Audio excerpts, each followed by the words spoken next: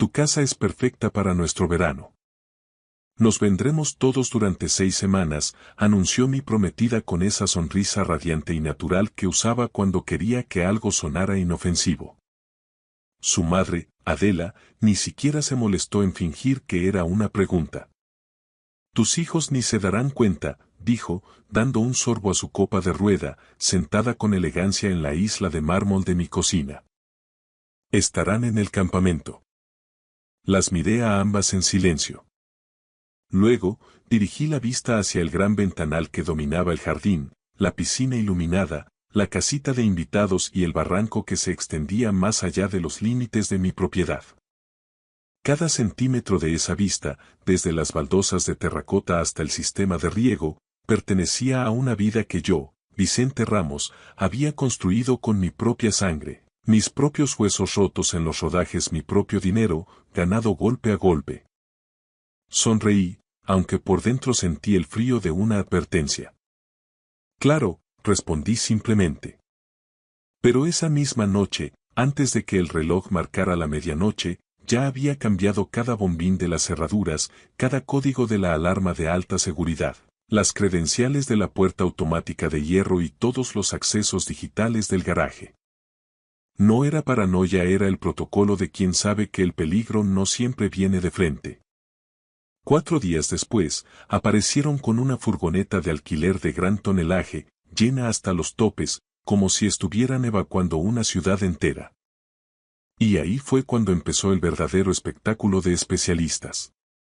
Me llamo Vicente Ramos. Tengo 38 años, soy especialista de cine, un especialista de cine, de profesión. Soy padre soltero por absoluta necesidad, un hombre que aprendió hace mucho tiempo que la diferencia entre sobrevivir a una caída de 10 metros o morir en el asfalto nunca es la fuerza bruta. Es la preparación meticulosa. La gente oye especialista y piensa de inmediato en temeridad, fuego, motos volando y caídas libres al vacío. Imaginan a un tipo adicto a la adrenalina, a los aplausos del equipo tras el corte. Eso no es lo que te mantiene vivo en este negocio. Lo que te mantiene con vida es saber leer una mala intención, un cable mal tensado o una mirada falsa medio segundo antes del impacto. Llevaba 15 años dejando que me atropellaran coches por dinero, atravesando cristales de azúcar que cortan como cuchillas y fallas el ángulo, prendiéndome fuego en quemas controladas donde el gel retardante es tu única frontera con la muerte, y doblando a actores famosos que querían parecer valientes sin ganarse las cicatrices reales. Sabía perfectamente a qué huele el pánico, qué aspecto tienen las mentiras cuando se disfrazan de cortesía, que tan rápido una escena de lo más cotidiana puede pasar de estar bajo control a ser fatal si una sola persona decide que las reglas no le importan. Por eso había sobrevivido a 3 accidentes graves. Y por eso sabía, en lo más profundo de mis entrañas, que la familia de Aitana no estaba planeando una idílica visita de verano bajo el sol español. Estaban planeando una ocupación en toda regla, aprovechando los huecos legales que tanto dolor de cabeza dan en este país. La casa era mía, no nuestra. Mía, con escritura notarial a mi único nombre. Había pagado 480.000 euros por ella, euro tras euro, sin su ayuda, sin su familia y sin que nadie viniera al rescate cuando las deudas apretaban. La compré después de los 2 peores años de mi vida. Tras un divorcio amargo, una guerra de guerrillas por la custodia de mis hijos, aquel terrible accidente en un set de Almería que me destrozó los músculos del hombro, dejándome meses de rehabilitación y casi terminando con mi carrera profesional. Compré este refugio porque estaba harto de vivir en lugares que se sentían temporales, harto de caseros que no arreglaban nada, de compromisos vacíos, de tener que decirles a mis hijos: ya veremos dónde estamos el año que viene. Necesitaba raíces, no alquileres. Lola tenía ya 11 años, era una niña de ojos afilados que lo analizaban todos, silencios prudentes que guardaban más de lo que decían. Hugo tenía 8, era dulce, divertido, pero todavía se asustaba con demasiada facilidad desde aquel incidente en nuestro antiguo piso de Madrid. 2 años antes, mientras yo estaba en un rodaje nocturno de una serie policial, un ladrón entró por la puerta trasera a las 2 de la mañana. La niñera se quedó bloqueada, incapaz de reaccionar. Fue Lola quien, con una madurez que me partió el alma, se encerró en el baño con Hugo. Llamó al 112 mientras escuchaban al tipo revolver con violencia los cajones de la cocina. Nadie murió, nadie salió herido físicamente, pero después de aquello, el trauma echó raíces. Hugo durmió con la luz del pasillo encendida durante 8 meses seguidos. Y Lola dejó de confiar en cualquier sonido en la noche que pudiera identificar de inmediato. Cuando firmé la compra de esta casa ante notario, les hice una promesa sagrada. Nadie entra aquí a menos que nosotros lo digamos. Esa promesa importaba más que mi relación actual, más que las apariencias sociales, mucho más que lo que cualquier mujer con tacones caros, planes ocultos pudiera pensar sobre mis límites. Mi casa era mi fortaleza, y yo soy un especialista en defender castillos. Aitana y yo llevábamos juntos 14 meses. Al principio, su presencia en mi vida fue como un alivio necesario, un bálsamo tras años de tensión. Era refinada, inteligente, siempre con una imagen impecable ante el objetivo de su móvil, fruto de su trabajo como influencer de marcas de lujo, y, sobre todo, parecía entender mis horarios caóticos mejor que cualquier otra mujer con la que hubiera salido. Su habilidad para encandilar a cualquiera en menos de 2 minutos era asombrosa. Tenía ese don de hacer que un favor interesado pareciera un regalo generoso. También parecía haber encajado con mis hijos. Parecía, esa es la palabra que ahora me quema la garganta, la señal de advertencia que decidí ignorar. Durante los primeros meses, interpretó su papel con una precisión de actriz de método. Le trajo a Hugo un camión teledirigido de gama alta. Elogió con entusiasmo los dibujos de Lola, tratándola como a una artista incipiente. Me decía constantemente cuánto admiraba que hubiera sido capaz de construir una vida tan sólida y estable después de todo el barro que me había tocado tragar. A veces, pasaba la punta de sus dedos por la gran cicatriz de mi antebrazo y susurraba: «Eres el único hombre que conozco que realmente sabe cómo proteger a su gente». Y yo la creí. La soledad, cuando se mezcla con el cansancio, vuelve estúpidos incluso a los hombres más curtidos. El problema real no era ella, o eso pensaba yo, sino su familia. Adela, su madre, era una de esas mujeres de elegancia gélida y veneno lento que trataban los límites ajenos como si fueran insultos personales. Su marido, Martín, era un tipo melifluo, siempre demasiado engominado y con esa costumbre irritante de lanzar preguntas supuestamente casuales que de inocentes no tenían nada. ¿Por cuánto te sale el IBI de una parcela así, Vicente?, preguntaba mientras escudriñaba las molduras del techo.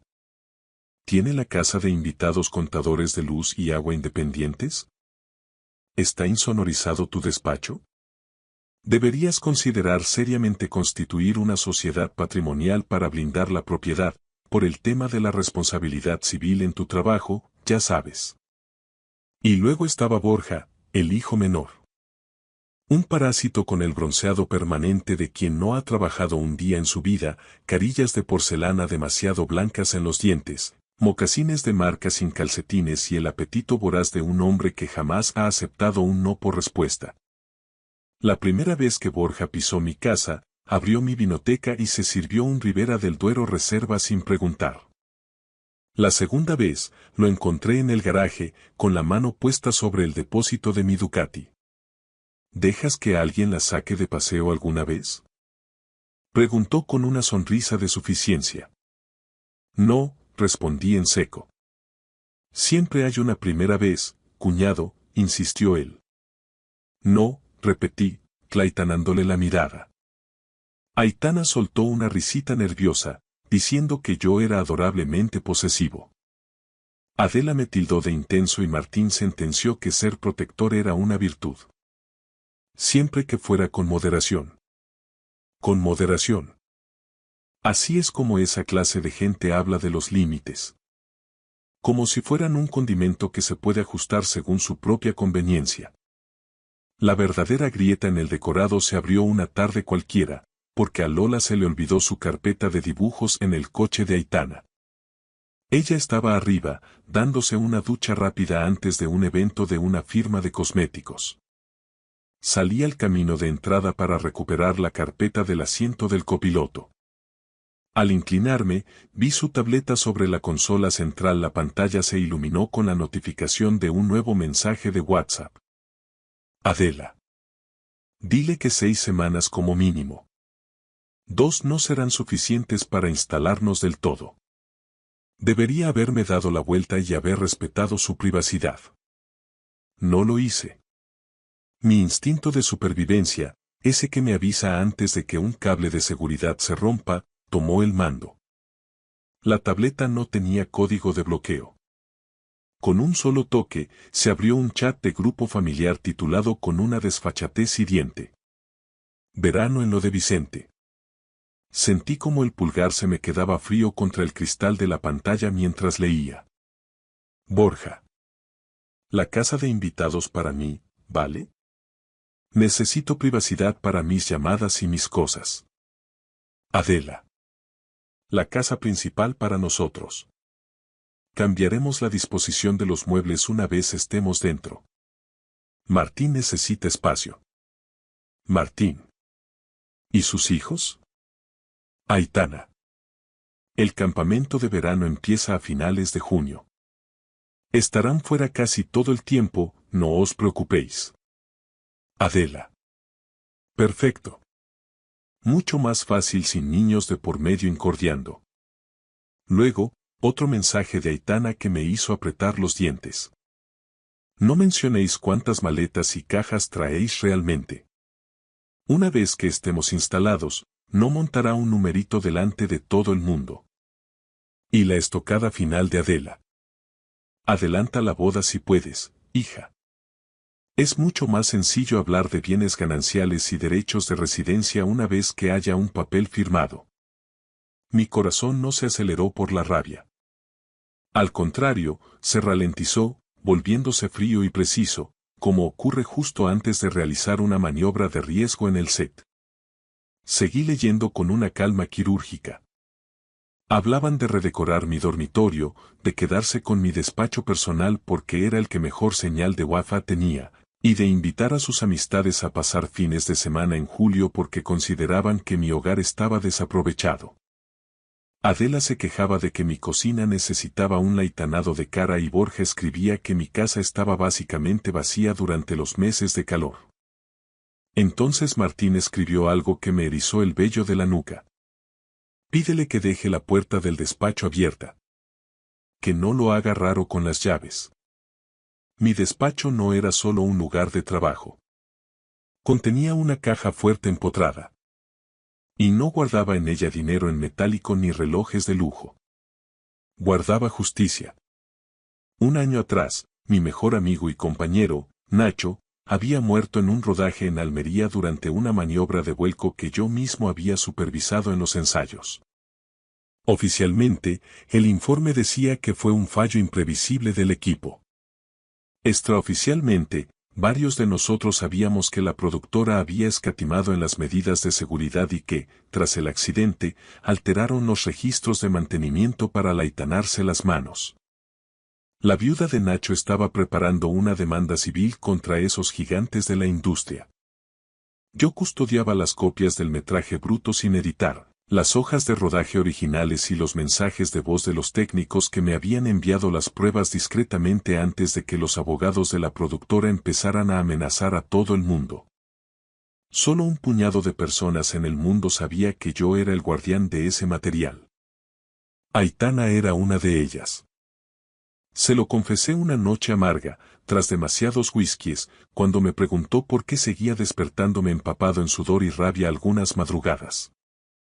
Ella me tomó la mano, me miró a los ojos con aparente ternura y me juró que lo entendía, que estaba conmigo. Y ahora, su padrastro quería que dejara la puerta del despacho abierta. Para que no fuera raro. Dejé la tableta exactamente donde la había encontrado, cerré la puerta del coche con suavidad y entré en casa con la carpeta de Lola bajo el brazo, sintiendo que el hombre que amaba a Aitana acababa de morir, dejando paso al especialista que solo piensa en cómo mitigar el impacto. Dejé la tableta exactamente donde la había encontrado, recuperé la carpeta de dibujos de Lola y entré en casa con una calma que me resultaba ajena.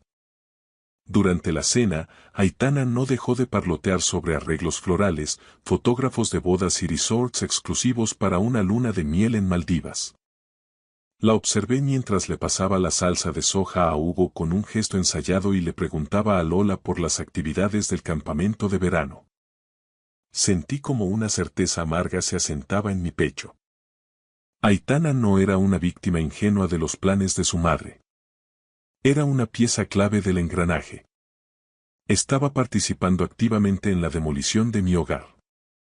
Esa misma noche, en cuanto los niños se quedaron profundamente dormidos, llamé a Oscar. Es un antiguo sargento de la Guardia Civil reconvertido en consultor de seguridad privada y una de las poquísimas personas en las que confío mi vida sin parpadear. Llegó a las 10:30. En el porche, bajo la luz mortecina de los faroles, le enseñé las capturas de pantalla del chat familiar. Las leyó una sola vez, en silencio, y luego me miró con esos ojos que han visto demasiadas alcantarillas. ¿Cómo de ruidoso quieres que sea esto, Vicente? Preguntó con voz grave. Silencioso hasta que ya no pueda hacerlo más, respondí. Para la 1 de la madrugada, el trabajo estaba hecho. Todas las cerraduras de la casa principal y de la casita de invitados tenían bombines nuevos de alta seguridad, imposibles de gansuar. El sistema de la puerta automática del jardín fue reseteado de fábrica con una nueva frecuencia encriptada. La alarma recibió códigos de acceso totalmente nuevos. La puerta de mi despacho, mi santuario, fue reforzada con un cilindro de acero y un sensor de vibración secundario. Oscar redirigió todas las alertas de las cámaras térmicas directamente a mi móvil y configuró un perímetro virtual para avisarme de cualquier intento de forzar la entrada, ya fuera mediante llave o fuerza bruta. Antes de marcharse, se detuvo junto a su coche y me preguntó: ¿Vas a terminar con este circo esta noche, cortando por lo sano? No, dije con frialdad. Todavía no. ¿Por qué? Porque quiero ver hasta dónde están dispuestos a llegar. Quiero que el golpe sea definitivo. Oscar asintió con una mueca que casi parecía una sonrisa. Entonces prepárate, porque cuando se lancen, lo harán con todo. El siguiente giro de guión vino del campamento de verano, en el Pirineo. Recibí un correo urgente. Un brote vírico masivo, problemas graves de personal y una cancelación repentina de la quincena principal. Los niños no irían a ninguna parte.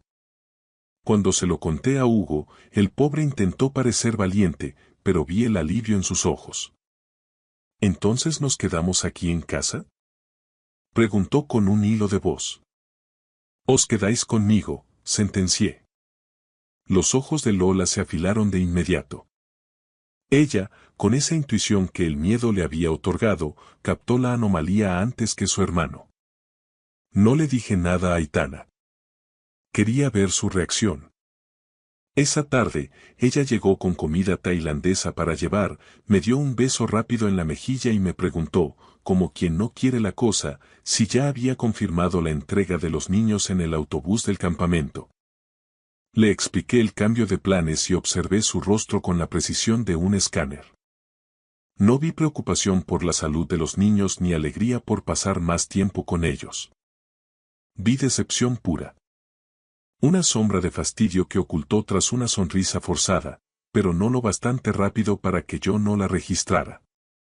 2 noches después, Lola llamó a la puerta de mi dormitorio pasada la medianoche.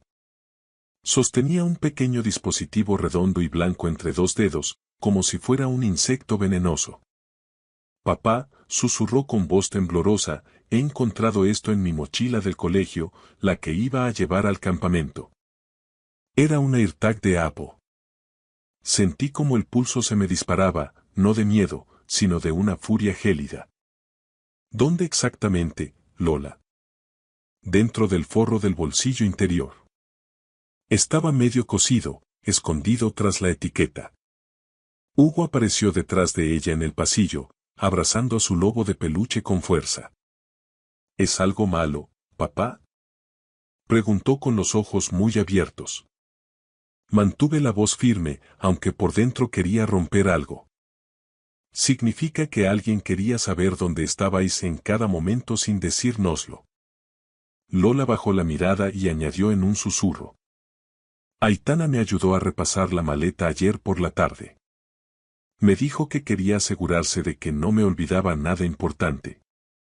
Ese fue el momento exacto en el que dejé de pensar en términos de sospecha o desconfianza.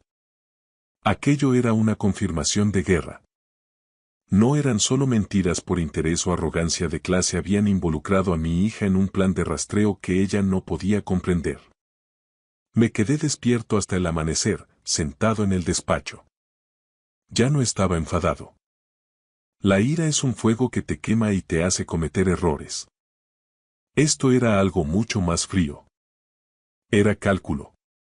A primera hora de la mañana, llamé a mi abogado. La furgoneta de gran tonelaje llegó a las 11:47, en uno de esos días de sol radiante y cegador que hacen que todo parezca demasiado brillante para ser sucio. Aitana bajó del coche que encabezaba la comitiva. Detrás venían Adela, protegida por un sombrero de ala ancha y vestida de lino blanco inmaculado Martín, con su polo de golf rosa y su aire de superioridad, y Borja, con gafas de sol de espejo y una actitud de dueño del mundo. La furgoneta de alquiler iba tan cargada que las suspensiones traseras casi tocaban el asfalto. No venían para una visita de 6 semanas.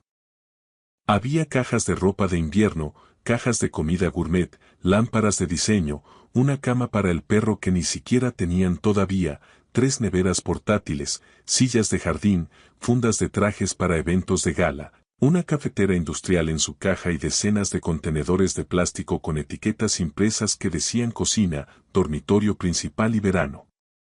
No eran invitados. Eran ocupas profesionales que venían a tomar posesión de su nuevo feudo. Pero se iban a encontrar con que el castillo ya no aceptaba sus llaves. El timbre de la puerta principal sonó 1, 2 veces, y luego empezó a zumbar de forma continua, agresiva. Lola estaba a mi lado en la cocina, con la mirada fija en el monitor del interfono. Eso es demasiada ropa para unas vacaciones, papá, dijo con voz plana. Hugo apareció bajo su codo, frunciendo el ceño. ¿Por qué traen una furgoneta de mudanzas entera? Porque algunas personas llegan disfrazadas de favor cuando pretenden convertirse en un problema, respondí, sin apartar la vista de la pantalla. El móvil vibró en mi bolsillo. Era Aitana. Cariño, dijo con una ligereza forzada que me produjo náuseas, estamos aquí fuera, pero la puerta automática no se abre. Debe de haber algún fallo en el motor. Lo sé, contesté con calma. ¿A qué te refieres con que lo sabes? He cambiado los códigos de acceso y las frecuencias. Anoche. Hubo una pausa densa. Pude oír el ruido del motor de la furgoneta al ralentí de fondo. ¿Por qué? Su voz se tensó, perdiendo el barniz de dulzura. Porque he decidido que es lo mejor. Vicente, deja de bromear y ábrenos ahora mismo. Hace un calor de justicia aquí fuera. No. Un silencio más largo esta vez. Luego, la voz de Adela, cortante y furiosa, se coló por el auricular. Ponme en manos libres ahora mismo, Aitana. Aitana obedeció. Vicente, espetó Adela, llevamos 10 minutos aquí tirados bajo el sol. Esto es ridículo. Tenemos una reserva para cenar en el puerto a las 9. Abre la dichosa puerta. Parece que habéis tenido mala suerte con la planificación, contesté. Ábrenos ya. No. Aitana soltó una risa nerviosa, pero no tenía nada de gracia, era el sonido del cristal rompiéndose. ¿Qué es esto, Vicente? ¿Un ataque de celos? ¿Un berrinche? Es la parte en la que os dais la vuelta y os marcháis, intervine con frialdad. Martín decidió que era su turno de imponer autoridad masculina. Escucha, hemos conducido 2 horas con una furgoneta alquilada y cargada hasta los topes. Esto es un error muy grave por tu parte, una falta de educación básica. Borja se acercó al teclado numérico de la entrada, aporreándolo con rabia. ¿Se ha estropeado esta basura?, gritó hacia la cámara. No, Borja, funciona perfectamente, le dije a través del altavoz del interfono. Él miró hacia el muro de piedra, calculando la altura. Puedo saltar la valla en un segundo, ¿sabes? Puedes intentarlo, repliqué. Pero la empresa de seguridad privada ya está de camino y tienen órdenes de tratar cualquier intrusión como un asalto a la propiedad. Eso lo frenó en seco. Salí al camino delantero, caminando despacio hasta la gran reja de forja negra donde podían verme. Los niños se quedaron en el umbral de la entrada, justo detrás de mí, como sombras protectoras. La cara de Aitana sufrió una metamorfosis en cuanto los vio. No esperaba que estuvieran allí, contaba con que la casa estuviera, como ella decía, básicamente vacía. ¡Cielos!, exclamó con una alegría fingida que rozaba lo histérico. Niños. Pensaba que ya estaríais de camino al Pirineo, en el campamento. Se detuvo al ver mi expresión. Adela le lanzó una mirada fulminante. Ahí estaba el plan, desnudo y breve, expuesto ante el sol del mediodía. Basta, saqué mi teléfono y lo sostuve frente a la reja. ¿Queréis que empiece a leer vuestro chat de grupo en voz alta? ¿O preferís que pasemos directamente a la parte de la policía? Nadie respondió. Ninguno tuvo la decencia de negarlo. Aitana perdió todo el color de la cara. Martín se quedó inmóvil, mirando al suelo. Adela se irguió, tensando los hombros, decidiendo en ese instante si debía seguir con el farol o pasar al ataque directo. Así que decidí ayudarla a decidirse. Una vez que estemos dentro, no montará un numerito, leí en voz alta, deslizando la pantalla. Niños fuera el 8 de junio. Casa básicamente vacía. Hugo me miró de reojo. Vacía. Mantuve la voz firme, aunque me ardía la garganta. Lo planeasteis todo. Hicisteis las maletas con semanas de antelación. Mentisteis a mis hijos y me mentisteis a mí. Aitana se acercó a los barrotes, agarrándolos con fuerza. Vicente, por favor. Déjame entrar y te lo explico. No es lo que parece, las cosas se han sacado de contexto. Parece una familia de caraduras intentando ocupar una vivienda ajena sin el consentimiento del propietario. En mi pueblo eso tiene un nombre muy claro. Adela espetó con desdén. No seas tan dramático, por Dios. Es una situación familiar. No es drama, Adela, dije, es una descripción jurídica exacta. Aitana intentó recurrir a las lágrimas. Sus ojos se humedecieron con una facilidad profesional. Solo intentaba ayudar a mi familia con lo que iba a ser mi propiedad también. Mía, la corregí con una dureza que la hizo retroceder. La casa es mía. Y después de esto, lo único que vas a compartir conmigo es una orden de alejamiento si no te quitas de mi vista. Martín dio un paso al frente con una calma impostada, esa que usan los hombres que deben mucho dinero. Tranquilicémonos todos. Nadie está forzando nada. Solo necesitamos un arreglo temporal, una transición fluida. ¿Arreglo? ¿Transición? Pregunté, uniendo las piezas en mi cabeza. Esto no es por unas vacaciones de verano, ¿verdad? Necesitáis un sitio donde vivir porque no tenéis a dónde ir. El silencio que siguió fue atronador. Borja, harto del teatro, masculló. Mamá, cuéntaselo ya y acabemos con esto. Es absurdo. Cállate, Borja. Siseó Adela, pero ya era tarde. Miré a Aitana fijamente. ¿Tú lo sabías? ¿Sabías que venían para quedarse indefinidamente? Ella abrió la boca, intentó articular una mentira, pero la cerró al ver que yo ya no era el hombre que le acariciaba el pelo por las noches. Esa fue respuesta suficiente. Pero entonces Martín arruinó definitivamente la actuación. La venta de nuestro chalet en La Moraleja se ha retrasado por problemas administrativos, dijo con la mandíbula apretada. Estamos entre casas. Técnicamente, estamos en la calle. Adela se volvió hacia él con los ojos inyectados en sangre. Te he dicho que te calles, Martín. Aitana los miró a ambos, confundida, con una expresión que por primera vez en meses parecía real. ¿Venta retrasada? ¿De qué hablas? Me dijiste que los trámites de la gestoría eran rutina, que queríais vender para comprar algo más pequeño y viajar. Adela no respondió.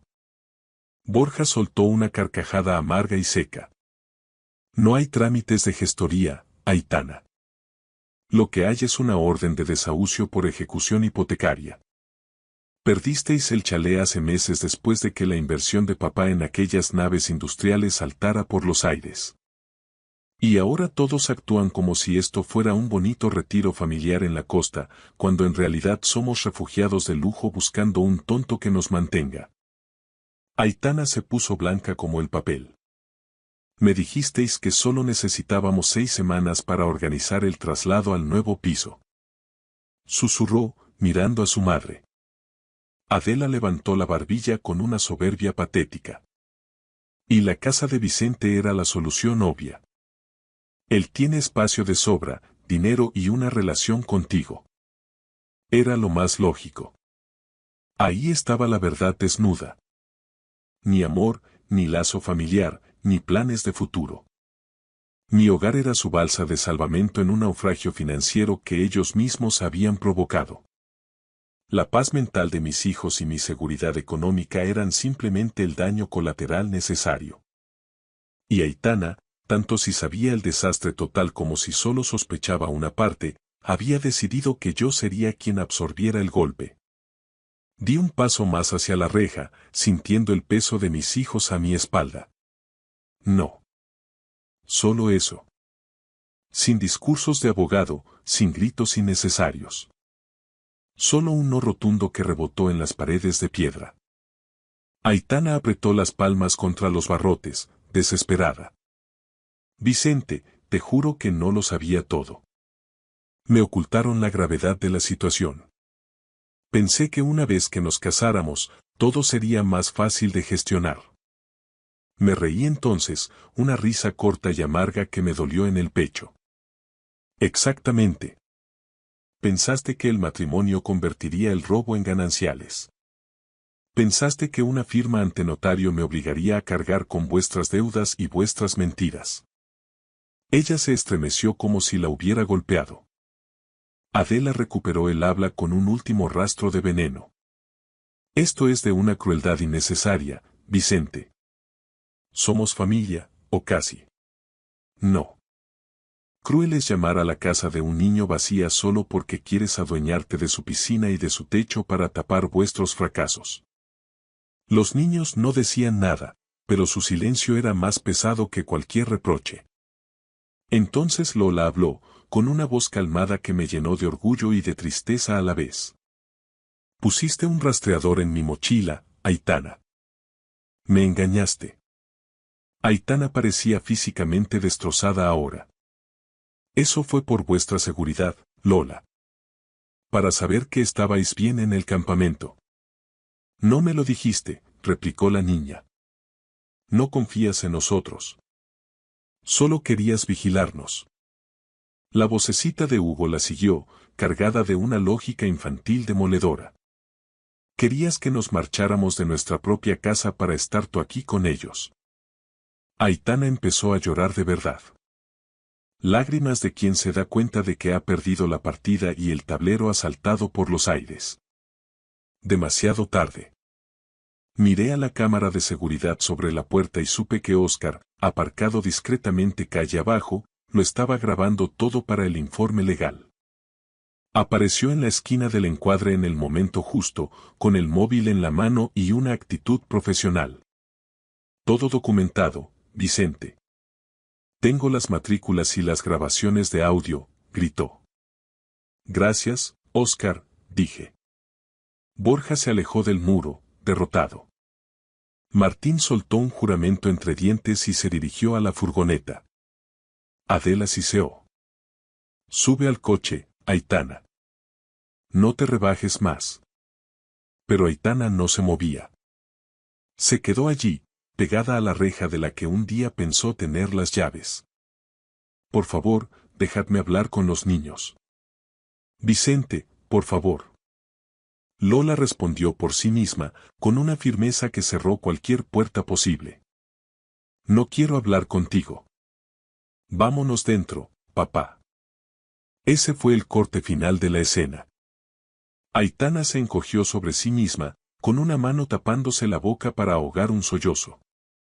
Adela la agarró de la muñeca con fuerza y la arrastró hacia el coche. Martín empezó a ladrar por teléfono, cegaramente buscando un hotel barato que aún aceptara su tarjeta de crédito. Los vi desmoronarse en la entrada de mi propiedad y no sentí triunfo, ni alegría, ni venganza. Solo sentí claridad. La misma claridad que tienes cuando evitas un accidente en el último segundo. El alivio de seguir vivo. Después de que la furgoneta desapareciera tras el recodo del camino, Hugo finalmente lloró.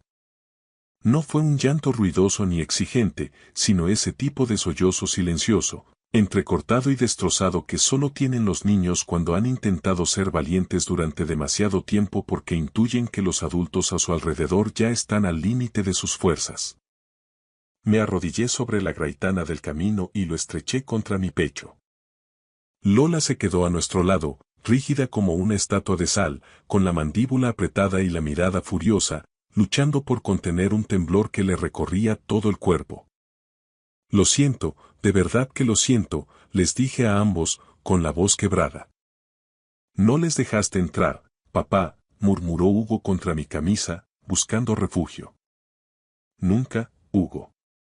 Jamás.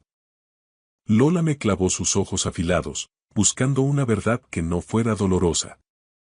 ¿De verdad te ibas a casar con ella? Preguntó con una madurez que me heló la sangre. Respiré hondo, dejando que el aire caliente del mediodía llenara mis pulmones. Sí, Lola. Iba a hacerlo. ¿Por qué? Porque a veces la gente sabe admirar tus heridas mientras planea cómo usarlas a su favor, pensé. Porque me sentía solo tras años de batalla. Porque ser necesitado por alguien puede sonar peligrosamente parecido a ser amado. Pero, en su lugar, elegí la honestidad más cruda. Porque me equivoqué. Cometí un error de cálculo. Ella lo consideró en silencio durante un segundo eterno y asintió una sola vez. Vale. Con eso me basta. Esa misma tarde, formalicé la ruptura del compromiso a través de mi abogado, enviando una notificación oficial para evitar cualquier contacto directo. Después, llamé a la viuda de Nacho. Esa conversación me dio el último giro de guión de toda esta historia podrida. Descubrí que la mala inversión de Martín no había sido algo aleatorio ni fruto de la mala suerte. Su grupo de financiación estaba estrechamente vinculado a una de las filiales de la productora involucrada en la muerte de mi amigo en Almería. Si la demanda civil prosperaba y las pruebas de negligencia salían a la luz, el entramado financiero de Martín se hundiría aún más rápido. De repente, su extraño interés por mi despacho, por mi caja fuerte y por el material que guardaba bajo llave cobró un sentido siniestro. Quizás Adela lo sabía desde el principio. Quizás Aitana también. A esas alturas, la distinción entre la maldad deliberada y el egoísmo ordinario apenas importaba. Aitana ya había fallado en todas las pruebas de lealtad que realmente contaban en mi mundo. Semanas después, el equipo legal de Julia Fuertes vino a casa para recoger las copias de seguridad de todo el material que yo custodiaba. Los brutos de cámara, los correos internos y las pruebas de la manipulación de los vehículos. Se los entregué con una satisfacción helada. Si Martín y su clan pensaban que mi hogar era un flanco débil por el que entrar para hacer desaparecer pruebas comprometedoras, se habían topado con el muro equivocado. No pasas 15 años en el cine de acción, lidiando con contratos y seguros, sin aprender a proteger la cadena de custodia tras un accidente. Demasiados compañeros muertos terminan siendo olvidados o reescritos por productoras con mejores abogados que escrúpulos. El verano cambió drásticamente después de aquel asedio fallido. Como el campamento se había cancelado, decidí rechazar 2 rodajes en el extranjero y me quedé en casa. Lola convirtió la frustración en arte y pintó un mural inmenso en la pared principal de la casa de invitados. Un cielo del desierto de tabernas de un rosa casi irreal, con montañas negras recortadas y zorros ocultos entre la maleza.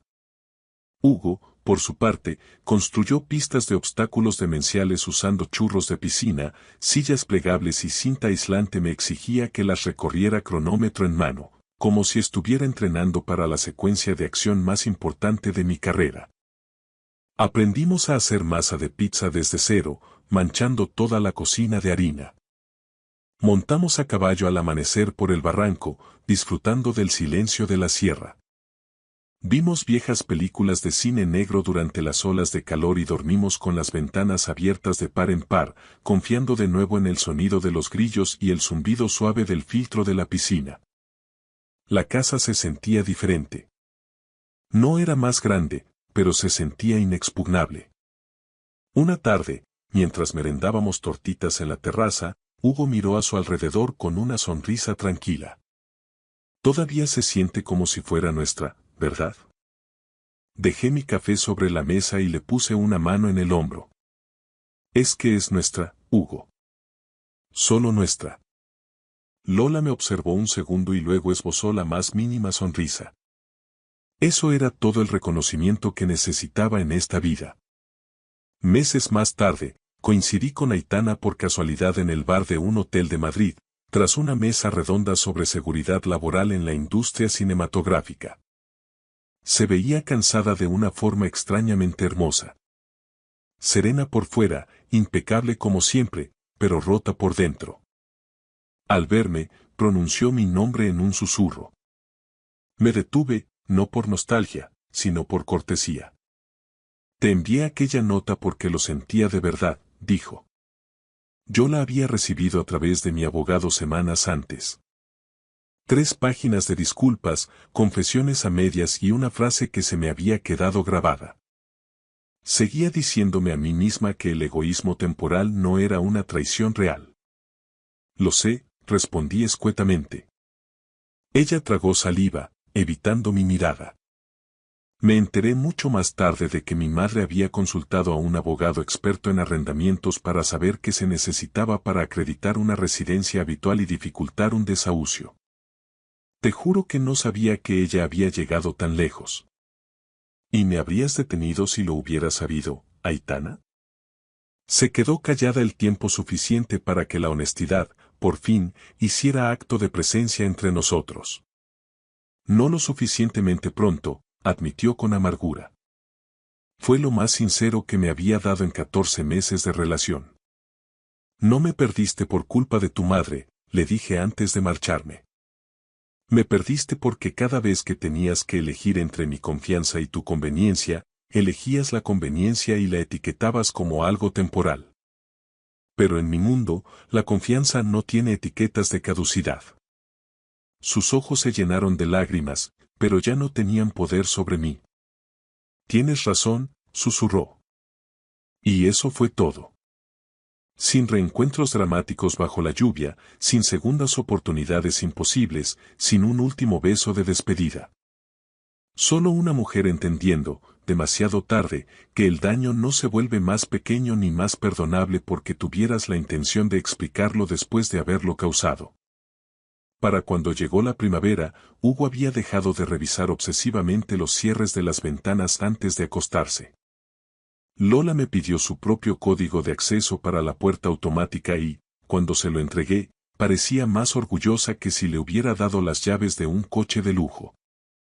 La viuda de Nacho llegó a un acuerdo millonario en su caso de negligencia. 2 ejecutivos de la productora dimitieron discretamente. El grupo de inversión de Martín quebró definitivamente, llevándose por delante lo poco que les quedaba. Adela se mudó a un piso mucho más pequeño en una zona menos glamurosa y le decía a todo el mundo que era una decisión minimalista intencionada.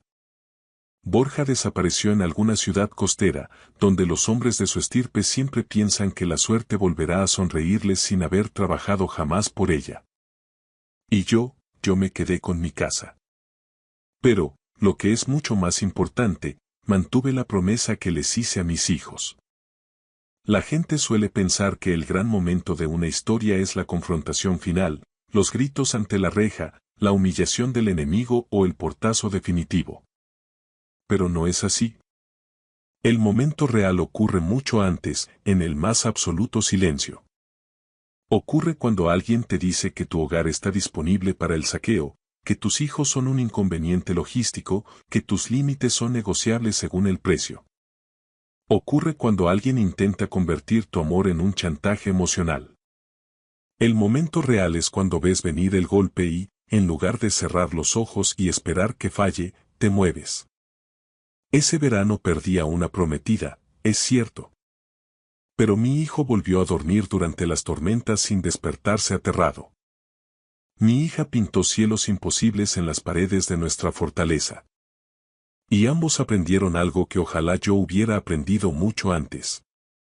Nadie, absolutamente nadie, tiene derecho a decir que tu casa está vacía mientras tú sigas defendiendo el lugar que ocupas dentro de ella. Gracias por escuchar la historia hasta el final.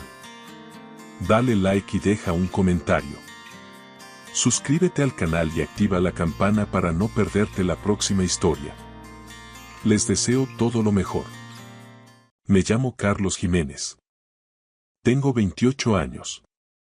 La noche en que mi padre arrojó mi vida al césped frente a la casa, yo acababa de terminar un turno agotador de 12 horas en la clínica veterinaria, dejándome la piel para salvar a un labrador con quemaduras de 2º grado. El agotamiento me pesaba en los párpados, pero la adrenalina del quirófano aún me mantenía en pie. Todavía olía a antiséptico, a desinfectante industrial y a ese inconfundible rastro de pelo mojado cuando giré la llave del coche en la entrada de nuestro chalet, en una de esas urbanizaciones silenciosas a las afueras de Madrid. Lo primero que iluminaron mis faros fue mi enorme petate militar, reventado directamente sobre la hierba húmeda. Mi uniforme de trabajo colgaba, como un espectro, enredado en una lámpara de pie rota, y mi abrigo de invierno descansaba, humillado, en mitad de un macizo de flores que mi madre cuidaba con más devoción que a su propio hijo. La caja con mis fotos de la infancia estaba volcada, las imágenes de veranos en la sierra estaban esparcidas por el suelo como simple basura. Mi padre, Ricardo, estaba en el porche, recortado bajo la luz amarillenta del farol, sosteniendo su iPhone frente a él con una fijeza depredadora. Me estaba grabando en video, encuadrando mi deshonra como si humillar a su propio hijo fuera simplemente otro contenido más para alimentar su ego en las redes sociales. Mi madre permanecía un paso por detrás, con los brazos rígidamente cruzados sobre el pecho, una estatua de hielo que validaba el caos con su silencio. Mi hermana, Tere, soltó una risita nerviosa y empujó con la punta de su zapatilla uno de mis contenedores de plástico, provocando que una pila de mis diplomas y certificados profesionales saliera volando hacia la calzada, bajo las ruedas de mi propio coche. «Tienes 28 años», rugió mi padre, proyectando su voz para que cada vecino de la calle pudiera escuchar su veredicto. «Nos chupas la sangre como un maldito parásito. Que no te vea más por aquí, lárgate hoy mismo». Los vecinos de la casa de enfrente estaban sentados en su terraza, fingiendo una cena tranquila, pero no se perdieron ni un segundo de aquel teatro de la crueldad. Miré directamente al objetivo de su teléfono, señalé mi rostro cansado y le dediqué una sonrisa cargada de una frialdad que ni yo sabía que poseía. ¿Alguna vez os han llamado mantenidos aquellas personas que deberían haberos amado más que nadie? En ese preciso instante, bajo los focos de la calle, algo dentro de mí se rompió de forma definitiva. Empecé a cargar mis cosas en el maletero en un silencio sepulcral. Sin lágrimas, sin súplicas, negándoles el espectáculo de victimismo que tanto ansiaban grabar. Tras encajar la última bolsa, me acerqué al porche y les dije en voz baja, con una calma que pareció inquietarles. Espero que hoy durmáis bien. Porque llegará el día en que ninguno de vosotros podrá pegar ojo. No busqué refugio en casa de amigos ni me permití el lujo de llorar en el aparcamiento de un centro comercial. Conduje unos kilómetros hasta una gasolinera Repsol abierta 24 horas y pulsé el play en una grabación de voz que mi móvil había capturado por accidente mientras recogía mis bártulos. La voz de mi padre tronando en toda la calle, la risa cínica de mi hermana, la voz de mi madre sentenciando. Deja que se vaya, Ricardo. Se lo ha buscado. La escuché 3 veces. No por masoquismo, sino para tatuarme esa realidad para que más tarde, cuando la maquinaria de la culpa familiar empezara a reescribir la historia, yo tuviera un ancla a la que aferrarme. Las familias como la mía sobreviven a base de hacerte dudar de tu propia memoria. Mañana dirán que fue un malentendido. La semana que viene jurarán que soy demasiado sensible. Y para Navidad, entre turrones, les contarán a los parientes que yo mismo monté un drama y me fui por una rabieta de nada. Pero los archivos digitales no mienten. Pasé la primera noche en un apartahotel de bajo coste cerca de la M40, con una luz de baño que parpadeaba con un ritmo de película de terror y un par de barritas de proteínas de una máquina expendedora como única cena. Allí, frente al espejo agrietado, me impuse una regla de hierro. Nunca volveré atrás. Cerca de la 1:30 de la madrugada, mi teléfono empezó a vibrar sin descanso. 6 llamadas perdidas. Luego 11 mensajes, después 20. Mi padre exigía saber mi ubicación, manteniendo el tono de mando. Mi madre escribía que mi comportamiento era inadecuado y desagradecido. Tere envió un escueto. LOL, suerte pagándolo todo tú solo ahora. No respondía nadie. Hice capturas de pantalla de cada dardo, creé una carpeta en la nube y la bauticé como cuando empiecen a mentir. Quizás parezca un gesto mezquino, pero cuando te humillan en público, las pruebas dejan de ser un rencor para convertirse en una armadura. A la mañana siguiente llamé a la única persona que siempre me daba la verdad sin anestesia. Nacho Vega. Nos conocimos hace 2 años cuando él, como técnico de emergencias en una ambulancia del SUMA, trajo a nuestra clínica a un beagle que sufría un ataque a las 3 de la mañana. Nacho no me regaló lástima. Me escuchó y sentenció. Cuéntame todo tal como fue. No intentes suavizar los bordes para protegerlos. Le relaté cada detalle. Las palabras, los gestos, el circo que mi padre organizó para la audiencia vecinal. Nacho guardó un silencio denso y luego lanzó la pregunta decisiva. Si te llamaran hoy llorando y pidiendo perdón, ¿volverías? Miré la cortina de poliéster barato de la habitación, que apenas bloqueaba la luz del sol madrileño, y me sorprendió la nitidez de mi propia voz. No. Perfecto, concluyó él. Entonces deja de ver esto como una pelea que requiere una tregua. Es un incendio forestal del que, por puro milagro, has logrado escapar con vida. Sus palabras fueron como un bisturí limpiando una herida infectada. No me habían echado de un hogar, había escapado de un sistema de castas basado en la vergüenza y el servicio. Sentado en el vestíbulo del hotel, frente a un café solo amargo como la hiel, abrí la galería de fotos y empecé a purgar mi pasado. Borré cada selfie familiar donde mi sonrisa parecía pegada con pegamento. Cumpleaños impostados, barbacoas bajo el sol, mañanas de reyes. Toda esa escenografía de felicidad que sostuve durante años. Acto seguido, empecé a buscar habitaciones de alquiler, turnos dobles en el hospital y cualquier rendija para entrar en el programa de certificación de asistente quirúrgico avanzado que llevaba 3 años postergando por prioridades familiares. Mi padre siempre soltaba que una carrera de verdad era para gente con determinación, insinuando que yo carecía de ella. La realidad era mucho más irónica. Yo ya hacía el trabajo sucio que nadie quería ver. Salvaba vidas animales, consolaba a dueños destrozados en mitad de la noche y, sobre todo, pagaba a escondidas la mitad de la compra semanal cuando a mi madre, por arte de magia, no le llegaba el dinero al pasar por la caja del Mercadona. Y de repente, mientras cerraba la pestaña del buscador, lo comprendí. No me echaron por ser un estorbo o un débil. Me echaron el día en que mi valor como herramienta útil empezó a flaquear bajo el peso de mi propia conciencia. A los 10 días, la realidad me dio la razón con una contundencia quirúrgica. Al tercer día de mi nueva vida, ya me movía por Madrid con la precisión de un autómata. Tenía una tarifa semanal cerrada en un hostal de Carabanchel, 2 turnos nocturnos extra en el Hospital Veterinario de Urgencias y exactamente 341 euros en la cuenta tras haber liquidado la gasolina, el menú del día y el alquiler de un trastero metálico donde guardaba lo que quedaba de mi pasado.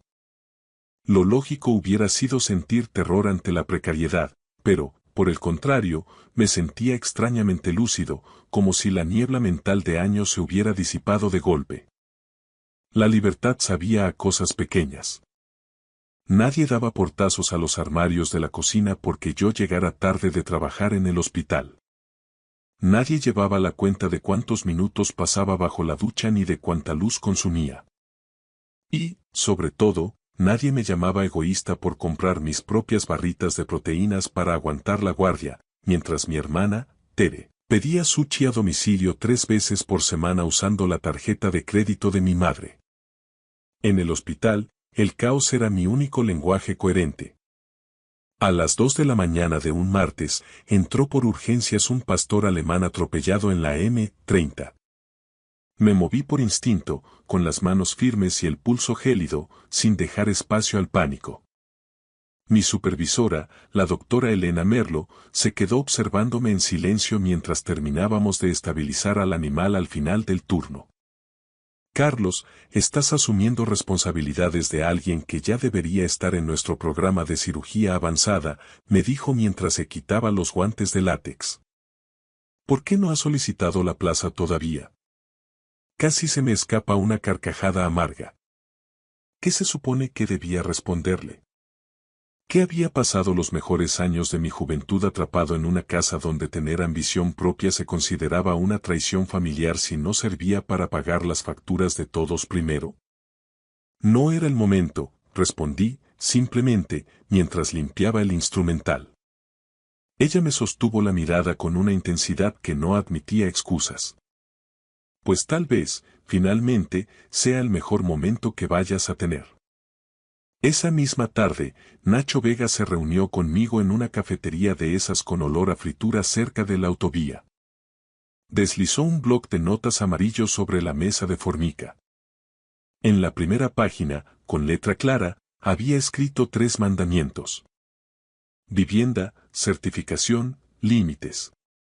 Estas son tus únicas prioridades ahora mismo, sentenció con la frialdad de un paramédico. No vas a defenderte, no vas a dar explicaciones y, bajo ningún concepto, vas a buscar un cierre emocional que ellos no están dispuestos a darte. Luego, me lanzó un desafío directo a la mandíbula. Digamos que tu padre aparece mañana llorando. Que tu madre dice que está enferma de pura preocupación. Que tu hermana jura que la familia se desmorona sin ti. ¿Qué haces? Removí mi café solo y contesté sin un ápice de duda. Dejo que se desmorone.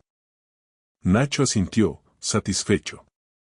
Parecía que por fin estaba aprendiendo el lenguaje de la supervivencia. Trazamos un plan logístico. Me inscribí oficialmente en el programa de certificación de técnicos quirúrgicos del hospital. Poco después, encontré una habitación sobre el garaje de un mecánico jubilado en la zona de Prosperidad, propiedad de una viuda llamada señora Domínguez. Cobraba un alquiler justo, era discreta y no hacía preguntas invasivas, más allá de confirmar que no fumaba y que mi trabajo en la clínica no traería bichos a la casa. Entonces hice algo que parecía un trámite menor, pero que tuvo el peso de una sentencia judicial. Entré en la configuración de mi teléfono y cambié mi contacto de emergencia. Borré el nombre de mi madre y puse el de Nacho. Fue solo un toque sobre la pantalla táctil, pero se sintió como cortar un cable de alta tensión con las manos desnudas. Mientras tanto, los mensajes que llegaban desde la casa del porche cambiaron de frecuencia y de tono.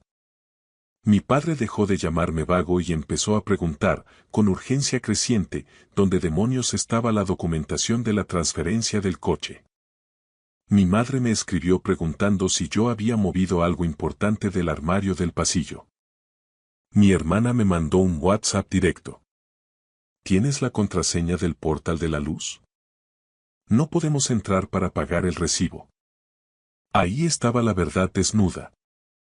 Ni una pizca de preocupación genuina, ni un amago de disculpas, solo una lista interminable de inconveniencias logísticas. Fue entonces cuando comprendí que mi desaparición no había causado un vacío emocional en esa casa. Había causado, simplemente, trabajo. Yo era quien gestionaba las recetas del perro, el que programaba los pagos de las facturas online, el que hacía los pedidos de la compra para que mi madre no cargara bolsas y el que iba a la farmacia de guardia cuando mi padre estaba demasiado cansado tras su jornada. No era una carga para ellos. Era su infraestructura gratuita. Una vez que identifiqué ese engranaje, todo el relato romántico de la lealtad familiar se colapsó como un castillo de naipes. A finales de esa semana, terminé de mudarme al apartamento de la señora Domínguez con 2 macutos, una silla plegable de camping y un colchón de segunda mano que aún olía a tienda de muebles usados. El lugar olía levemente a serrín, a gasolina vieja y a pintura fresca. Era perfecto.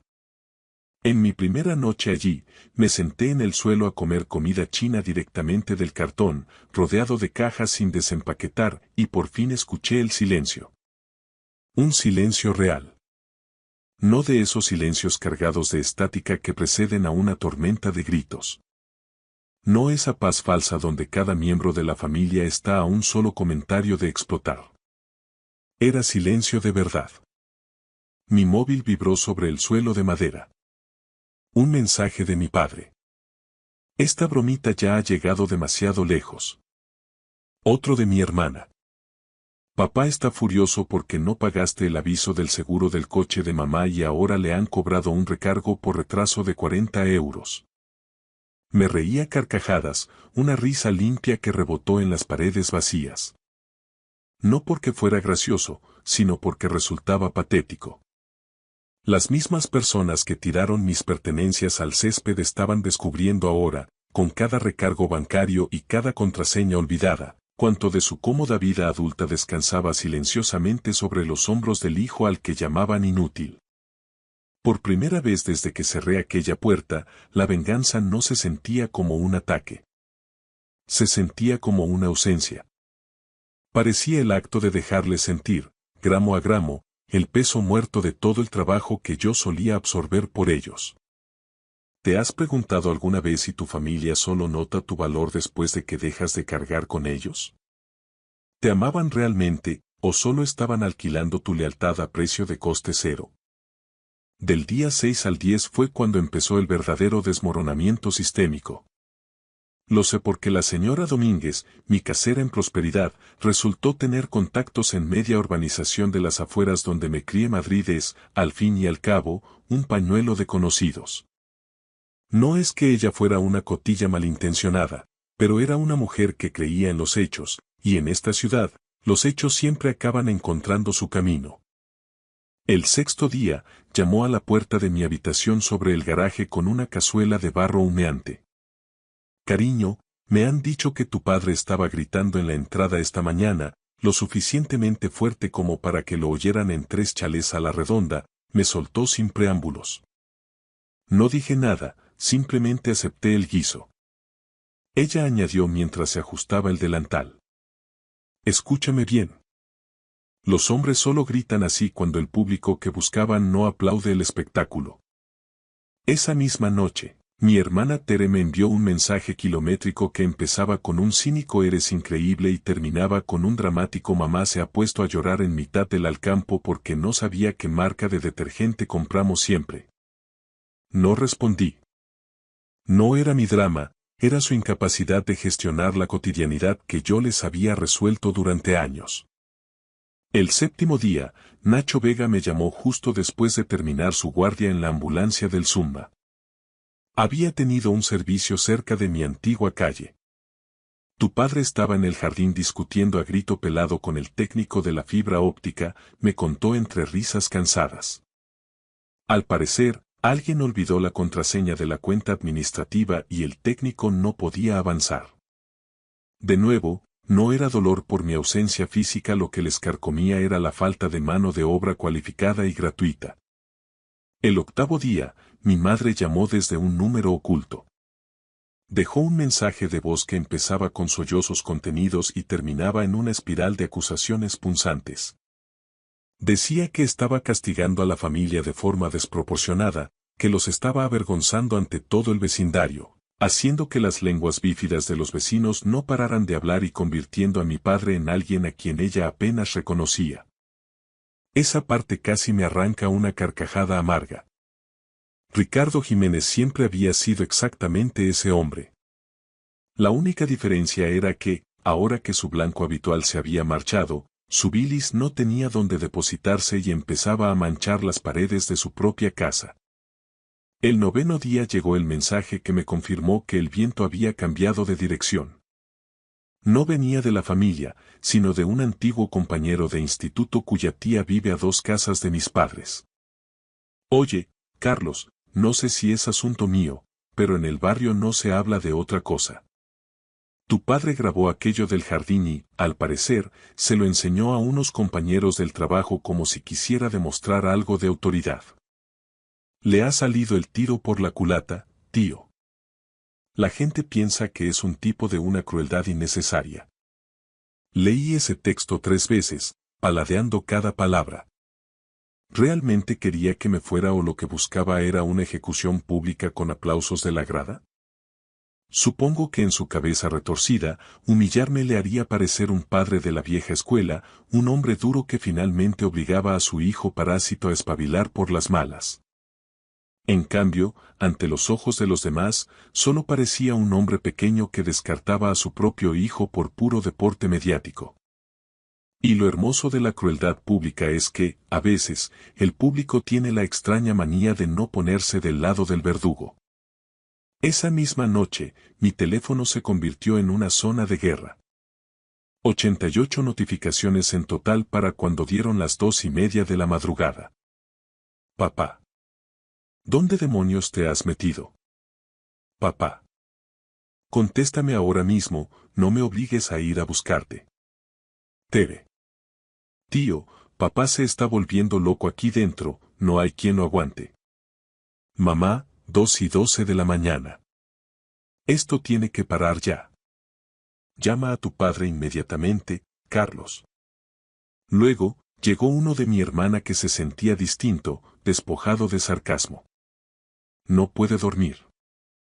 Me quedé sentado en el borde del colchón de segunda mano, mirando el brillo de la pantalla en la oscuridad del garaje. No sentía pena, sentía una extraña fascinación antropológica. Recordaba perfectamente la luz del farol sobre el rostro de mi padre cuando me ordenó largarme. Se veía tan poderoso, tan firme en su tiranía. Los hombres como él siempre creen que las consecuencias son algo que solo les ocurre a los demás. Creen que la rabia de una noche se disuelve con el café de la mañana y que el mundo debe reiniciarse a su favor. Pero la vergüenza es un animal curioso. Cuando finalmente regresa a casa, no llama educadamente a la puerta. La echa abajo. La tarde siguiente, mientras ayudaba a la doctora Merlo a preparar a un Golden Retriever para una cirugía abdominal de urgencia, me llamó aparte al despacho. Mi solicitud para la certificación de asistente quirúrgico avanzado no solo había sido aceptada, sino que el hospital, valorando mi rendimiento en las guardias nocturnas, estaba dispuesto a becar el 80% del coste si firmaba un compromiso de permanencia de 1 año. Debería haberme emocionado hasta las lágrimas, pero lo que sentí fue una reivindicación gélida y privada. En la misma semana en que mi padre perdía los estribos porque yo había dejado de ser el engranaje invisible de su hogar, yo estaba dando el paso definitivo hacia la carrera profesional que él siempre insinuó que yo no era lo suficientemente disciplinado para alcanzar. Estaba construyendo mi futuro sobre los escombros que él mismo había tirado al césped. Esa noche, tras cerrar un turno extenuante en el hospital, finalmente me senté en el silencio de mi cuarto sobre el garaje y escuché, uno a uno, todos los mensajes de voz acumulados. El cambio de registro era fascinante desde un punto de vista clínico. Mi padre ya no bramaba con esa autoridad de patriarca herido, ahora su voz sonaba cascada, agotada. Mi madre transmitía un pánico líquido. Mi hermana, por su parte, desprendía un miedo egoísta e infantil. Es el sonido que emite la gente cuando el ecosistema tóxico que los protegía empieza a devorarlos a ellos también. La señora Domínguez me confirmó mis sospechas al día siguiente mientras me cruzaba con ella en el patio. Me contó, con esa mezcla de lástima y pragmatismo madrileño, que se habían oído nuevas peleas a gritos que rebotaban en las paredes de la urbanización. Mi padre ahora culpaba a Tere por encender la mecha en el jardín aquel día. Tere le gritaba de vuelta que él fue el primero en sacar el móvil para dárselas de malote en Facebook. Y mi madre, en medio del fuego cruzado, sollozaba repitiendo que todos me necesitaban para arreglar esto. Arreglarlo. Esa palabra se me quedó grabada como un tatuaje.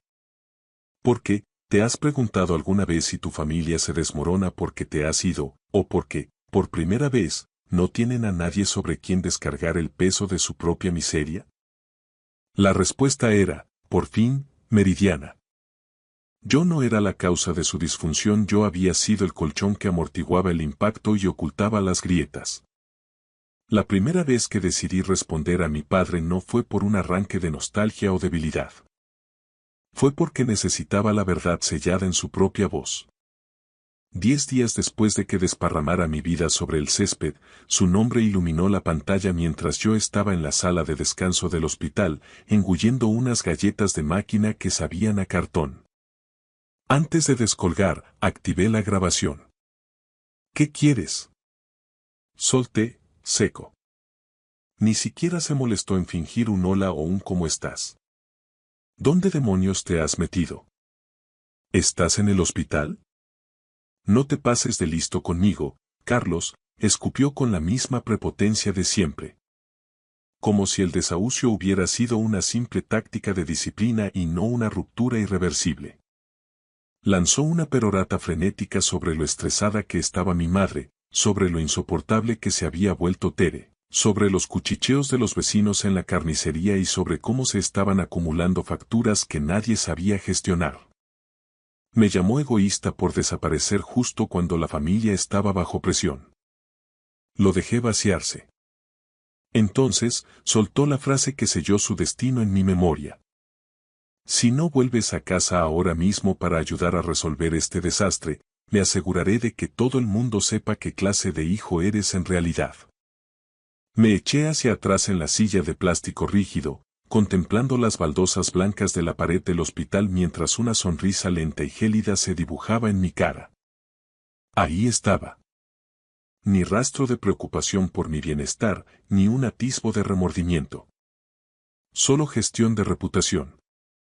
Chantaje puro disfrazado de valores familiares. ¿Te refieres a contarle a la gente que tiraste las pertenencias de tu hijo a la calle mientras lo grababas para burlarte? Pregunté con una calma que pareció succionar el aire de la línea. Silencio absoluto al otro lado. Adelante, papá. Cuéntales tu versión. A ver a quién creen. Hubo un segundo silencio, más corto pero mucho más amargo. ¿Te crees muy valiente ahora porque tienes a 4 desconocidos llenándote la cabeza de pájaros? Masculló. No, respondí. Creo que soy valiente porque, por primera vez en 28 años, soy capaz de escuchar mis propios pensamientos sin que tus gritos los tapen. Empezó a levantar la voz, recuperando ese tono de trueno impostado, pero le corté en seco. Y solo para que conste, Ricardo. He grabado cada segundo de esta llamada. El vacío que quedó después de eso fue tan puro que casi se sintió sagrado. Colgó sin decir una sola palabra más. Me quedé sentado un instante, asimilando la victoria, y luego solté una carcajada. No fue una risa alegre, fue la risa de alguien que finalmente ha comprendido cómo funciona el truco de magia y ya no puede ser engañado. Subí el archivo de audio a mi carpeta en la nube, junto a la grabación original del jardín y las capturas de pantalla de los mensajes de Tere. Luego, me puse en pie, me ajusté el pijama de quirófano y volví al trabajo para ayudar a estabilizar a un husky que acababa de entrar en shock, como si mi mundo no estuviera terminando de nacer en ese preciso momento. Esa misma noche, la doctora Merlo me llamó a su despacho para ofrecerme oficialmente la plaza becada en cirugía avanzada y un aumento de sueldo acorde a mis nuevas responsabilidades. Acepté en el acto, sin dudar. Me estrechó la mano con firmeza y me dijo algo que me desarmó. Tu lugar está aquí, Carlos. Te lo has ganado. Fue una frase sencilla, pero la guardé en mi pecho como un amuleto de calor. Porque en mi casa, pertenecer siempre había sido algo condicional, un alquiler que debía pagar con sumisión y silencio. En el hospital, por el contrario, mi lugar era mío por derecho propio. Me lo había ganado con mis manos, con mi esfuerzo y con mi verdad. Cuando regresé al apartamento de Prosperidad, la señora Domínguez estaba regando sus tomates en el pequeño patio comunitario. Me miró por encima de sus gafas de lectura y, con una parsimonia puramente madrileña, soltó. Tu padre ha pasado por aquí hace una hora. Se me encogió el estómago por puro instinto pavloviano, pero ella se encogió de hombros con desdén. No le dejé subir. Le dije que, si lo que quería era gritar, podía hacerlo desde la vía pública, donde todo el barrio pudiera oírle y juzgarle con fundamento. En ese momento, hubiera podido abrazarla. Me entregó un trozo de papel de cocina doblado con un número de teléfono garabateado. Dejó su contacto como si, por algún milagro, lo hubieras extraviado, dijo con sarcasmo, y luego añadió la estocada final. Por cierto, Carlos, la gente en el barrio está hablando, y no precisamente de la forma que él esperaba. Al parecer, un vecino de la acera de enfrente le había comentado a alguien en el almacén de suministros donde trabaja mi padre que aquel numerito en el jardín le parecía una auténtica locura. A partir de ahí, la mecha se prendió. No fue nada cinematográfico ni perdió su empleo, pero ahora los compañeros le miraban de otra manera. Con una mezcla de juicio silencioso y distancia cautelar. Era ese tipo de consecuencia social que quita el sueño a los hombres orgullosos que viven de su imagen de padre ejemplar. Mi hermana me envió un mensaje cerca de la medianoche. ¿Qué narices le has dicho? Está pisoteándolo todo por la casa como un auténtico psicópata. No respondí. Un minuto después, añadió. Mamá dice que esto ya ha llegado demasiado lejos. A ese sí decidí contestar, con los dedos firmes sobre la pantalla. Llegó demasiado lejos la noche que decidió que mi vida cabía en una bolsa de basura sobre el césped. Lo leyó al instante, no hubo réplica. Lo que más me impactó no fue que estuvieran sufriendo, sino que ese sufrimiento finalmente les obligaba a ser conscientes de que yo existía como una persona real, no como un engranaje, no como un rol de servicio. Hay una justicia poética muy específica en volverse innegable para las personas que construyeron su propia comodidad a base de negarte a ti. 2 días después, mi padre apareció en persona. No en mi antigua casa, ni en el hostal, sino apostado fuera del apartamento de la señora Domínguez justo al atardecer. Reconocí su furgoneta blanca antes de verle a él. Luego vino el golpe en la puerta. Duro, impaciente, cargado de esa familiaridad agresiva que durante años fue mi despertador. Mi cuerpo reaccionó antes que mi mente. Hombros en tensión, pulso desbocado y ese viejo pavor despertando en la base del cráneo como si nunca se hubiera ido. Pero esta vez no me bloqueé. Abrí la puerta manteniendo la cadena de seguridad puesta. Ricardo Jiménez se veía peor de lo que jamás le había visto. No roto, ni humillado, solo deshilachado, con los ojos inyectados en sangre y la mandíbula tan apretada que parecía a punto de estallar.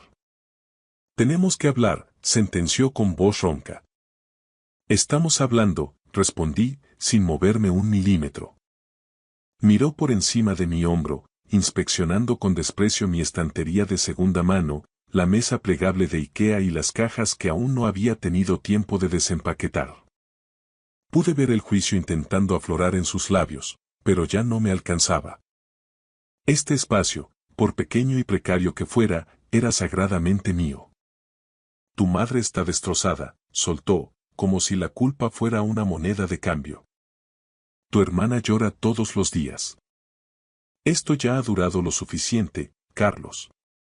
Te eché porque estaba de mal humor, estaba enfadado. Y tú vas y lo grabas.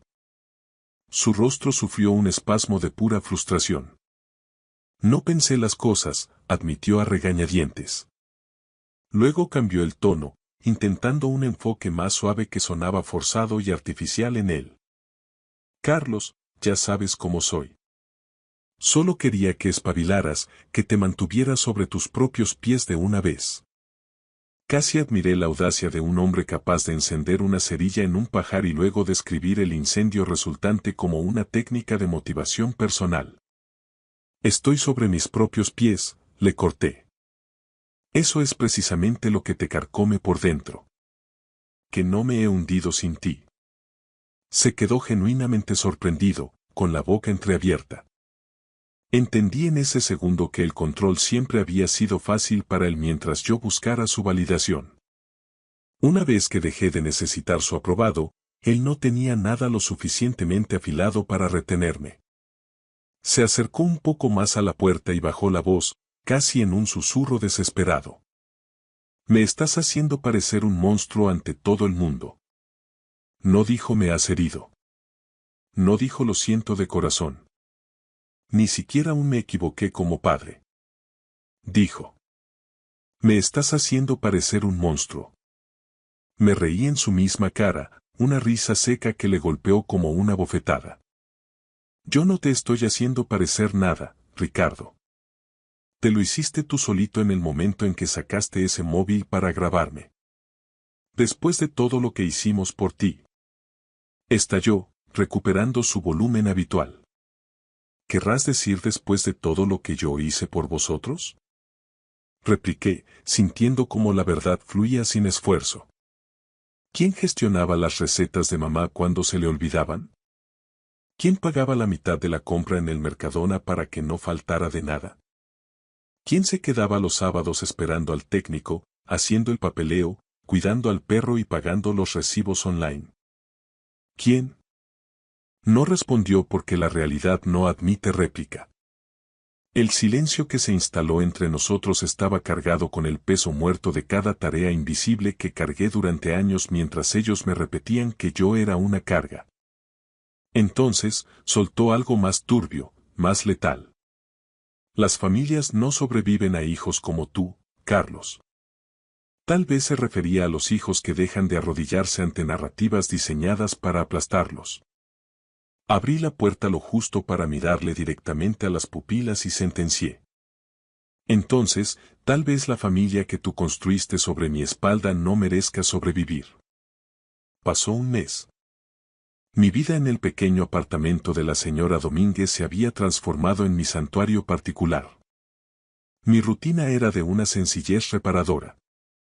Turnos intensos en la clínica veterinaria, horas de estudio concentrado para la certificación de cirugía y, sobre todo, el silencio absoluto de mi propio espacio, un silencio que ya no me daba miedo, sino que me alimentaba. La gran explosión familiar que mi padre auguró con tanta soberbia nunca llegó a producirse. En su lugar, hubo una erosión lenta, constante y silenciosa. Me enteré por Nacho Vega de que mi padre había empezado a echar horas extras en el almacén no por ambición profesional, sino para evitar estar en una casa donde nadie sabía cómo hacer que las cosas funcionaran sin mi intervención constante. Mi madre me enviaba mensajes esporádicos hablando de sus achaques, intentando usar la culpa como un anzuelo oxidado, pero yo respondía con la cortesía gélida de un extraño. Espero que te mejores, mamá. Deberías consultar con tu médico de cabecera. El momento definitivo ocurrió en un evento vecinal en el parque del barrio, una de esas parrilladas que organiza la asociación de vecinos y a la que mi familia siempre asistía religiosamente para mantener el pabellón alto y salvar las apariencias. Yo decidí ir porque Nacho me convenció con una lógica aplastante. No te escondas, Carlos. Tú no eres el que tiene motivos para bajar la mirada. Divisé a mis padres cerca de las mesas de madera. Mi padre estaba intentando, con torpeza, encender una de las parrillas grandes, rodeado de otros hombres de la urbanización. Se veía más viejo, más encorvado, desprovisto de esa aura de patriarca intocable. Cuando me vio acercarme, se quedó petrificado. Por un segundo, detecté en sus ojos el viejo impulso de gritar, de montar una escena pública para intentar recuperar el dominio perdido. Pero entonces, su mirada recorrió el entorno. Vio a los vecinos que le habían visto grabar a su hijo como a un perro en el césped. Vio a la señora Domínguez saludándome con un gesto de complicidad absoluta. Comprendió, quizá por primera vez en su vida, que su poder solo existía dentro de las cuatro paredes de su casa, alimentado por mi sumisión y mi silencio.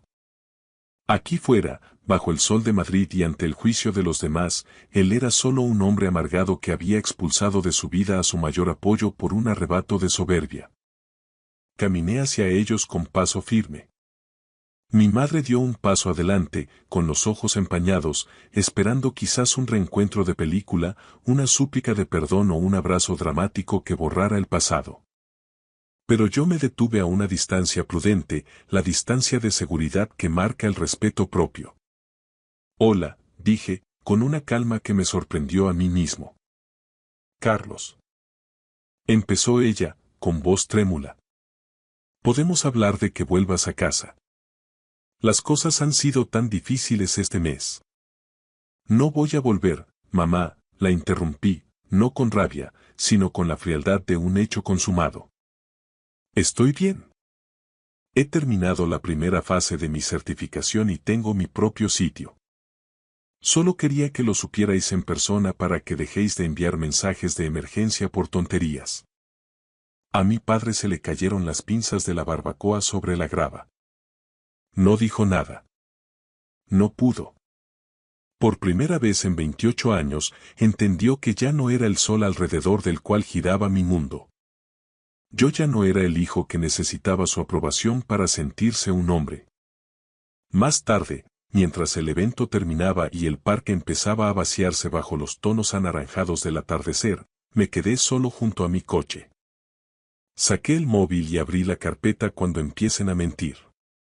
Busqué la grabación original de la noche en el jardín. La voz de mi padre tronando en la oscuridad, la risa hiriente de mi hermana, el silencio cómplice y devastador de mi madre.